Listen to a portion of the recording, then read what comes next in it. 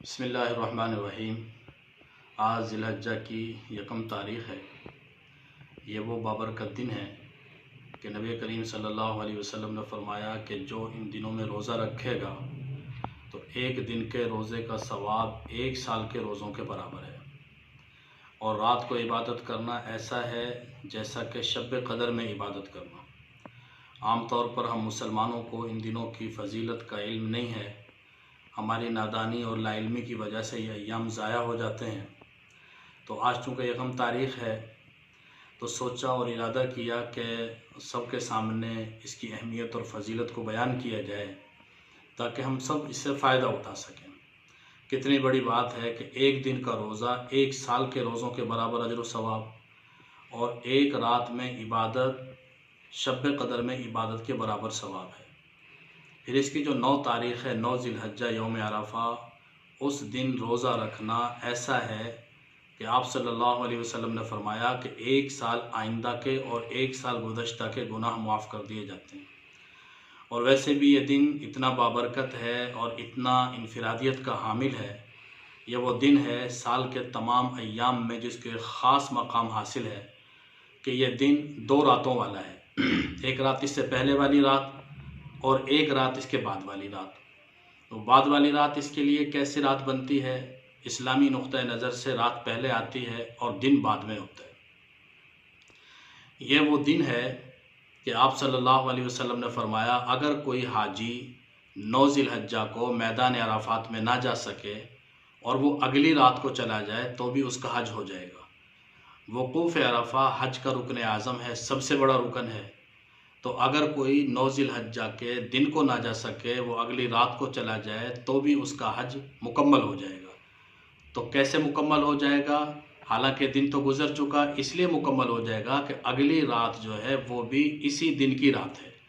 तो गोया के इस दिन की 2 रातें हैं और आगे वाला जो दिन है 10 ज़िलहज्जा का, वो बग़ैर रात का दिन है। और ये वो अय्याम है जिनकी अल्लाह रब्बुल इज़्ज़त ने कुरान पाक में कसम उठाई, वल फ़ज्र वलयालिन अश्र, कसम है फ़जर की और 10 रातों की। मुफस्सिरीन की अक्सरियत ये फरमाती है कि इन 10 रातों से मुराद ये ज़िलहज्जा की 10 रातें हैं। सहाबा रज़ी अल्लाहु अन्हुम अजमाइन इनका इतना एहतमाम फरमाया करते थे कि इबादत के लिए अपने आप को ऐसे तैयार करते कि सईद बिन जुबैर रज़ी अल्लाह तआला अन्हु के बारे में आता है, वो इतनी इबादत करते थे कि लोगों को यूँ लगने लगता था कि ये इबादत करने पर कादिर ही नहीं है। अपने आप को इतना थकाते थे और इतना इबादत में लगाते थे कि यूँ लगता था कि ये अपनी ताकत से ज़्यादा काम कर रहे हैं। तो इन दिनों के अंदर कुछ इबादत ऐसी हैं कि जो साल के बाकी अय्याम में आदमी चाहे भी तो नहीं कर सकता। ये ख़ास फजीलत है, खुसूसियत है इन अय्याम की। मिसाल के तौर पे हज है, वो इन 10 दिनों के अंदर होगा। लेकिन साल के बाकी दिनों में अगर कोई आदमी चाहे तो मैदान अराफात जाए, मिना जाए, मुज़दलिफ़ा जाए, सफ़ा मरवा का चक्कर लगाए, और अगर वो ये काम हज की नीयत से करे तो उल्टा उसको गुनाह मिलेगा कि वो ऐसे दिनों में हज करने का इरादा रखता है कि जिन दिनों में अल्लाह ताला की तरफ से हज की इजाज़त नहीं है। तो साल के ये दिन वो दिन हैं कि इन दिनों में ऐसी इबादत अंजाम दी जाती है कि जो बाकी साल के दिनों में आदमी चाहकर भी नहीं कर सकता। इसी तरह कुर्बानी है। कुर्बानी एक ऐसा अमल है कि साल के बाकी दिनों में अगर कोई जानवर ज़िबा करेगा तो उसको सदक़े का सवाब तो मिलेगा, लेकिन कुर्बानी नहीं होगी। कुर्बानी का मामला ये है कि जानवर ज़िबा किया, अल्लाह ताला से अजर व सवाब मिल गया, उसके बाद गोश्त खुद खाए, किसी को दे दे, उससे कोई सरोकार नहीं।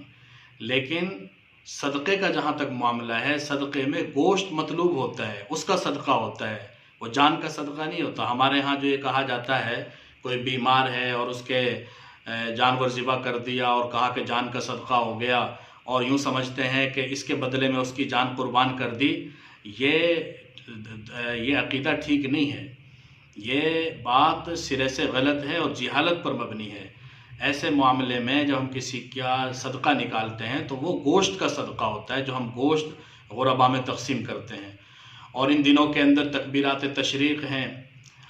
9 ज़िलहज्जा की फ़जर से 13 ज़िलहज्जा की असर तक जो तकबीरात तशरीक़ पढ़ी जाती हैं वो तो वाजिब है, वो तो हम सब जानते हैं। मर्दों पर भी वाजिब हैं, औरतों पर भी वाजिब हैं, مرد اونچی آواز سے کہیں گے، عورتیں آہستہ آواز سے کہیں گی، لیکن باقی ایام میں بھی یعنی آج رات سے ہی یہ پڑھنا ثواب کا باعث ہے۔ صحابہ رضی اللہ عنہ اجمعین ان دنوں میں اٹھتے بیٹھتے چلتے پھرتے کثرت سے اللہ اکبر لا الہ الا اللہ واللہ اکبر وللہ الحمد تکبیرات پڑھا کرتے تھے۔ تو ان دنوں کے اندر کثرت سے تحلیل لا الہ الا اللہ پڑھنا اور تکبیر اللہ اکبر کہنا اور تحمید اللہ تعالیٰ کی حمد بیان کرنا، یہ اللہ رب العزت کو بہت زیادہ پسندیدہ ہے۔ جن لوگوں نے قربانی کرنی ہے ان کے لیے مسنون یہ ہے کہ وہ آج ہی سے اپنے بال اور ناخن نہ کاٹیں، اور کوشش یہ کی جائے کہ ان دنوں میں اللہ رب العزت نے جو فضیلت رکھی ہے جو باقی سال کے دنوں میں نہیں ہے۔ حضور صلی اللہ علیہ وسلم نے فرمایا کہ جو آدمی ان دنوں میں عبادت کرے گا وہ اللہ رب العزت کے ہاں بڑا اجر و ثواب پائے گا کہ ان سے زیادہ بہتر افضلیت والے ایام نہیں ہیں۔ صحابہ نے عرض کیا اللہ کے نبی اگر کوئی اللہ کے راستے میں جہاد کرے تو آپ نے فرمایا چاہے اللہ کے راستے میں جہاد ہی کرے، کیونکہ ان سے بہتر ایام عبادت کے لیے نہیں ہے۔ ہاں، رمضان کا معاملہ الگ معاملہ ہے۔ رمضان کے علاوہ سال کے باقی دنوں میں کوئی دن ایسے نہیں ہیں جو ان کی برابری کر سکیں۔ حضور صلی اللہ علیہ وسلم نے فرمایا جو آدمی جہاد میں جائے اور اللہ کے راستے میں جا کے وہ اپنی جان اور مال کو اللہ کے راستے میں قربان کر دے اور کوئی چیز اس کی واپس نہ آئے، جان بھی قربان ہو گئی، مال بھی قربان ہو گیا، اس کا مقام تو ذرا بڑھ کر ہے۔ ورنہ ان دنوں میں جو آدمی عبادت کرے گا اس کے لیے اللہ تعالیٰ نے بڑا اجر و ثواب رکھا ہے۔ کوشش کی جائے کہ ان دنوں میں روزہ رکھا جائے اور رات کو کچھ نہ کچھ عبادت ضرور کی جائے، کم سے کم تہجد کی ادائیگی جو باقی دنوں میں سستی کوتاہی ہو جاتی ہے وہ ان دنوں میں نہ ہو۔ اور اگر رات کو اٹھنا 2:30-3 بجے مشکل ہو تو عشاء کی نماز کے بعد سنت ادا کرنے کے بعد وطر سے پہلے کوئی 4 رکعت 6 رکعت یا 8 رکعت وہ تہجد کی نیت سے ادا کر لی جائیں، اس سے بھی نماز تہجد کا ثواب مل جائے گا اور قیام اللیل کا ثواب مل جائے گا۔ اللہ تعالی ہمیں عمل کی توفیق نصیب فرمائے۔ وما علینا الا البلاغ۔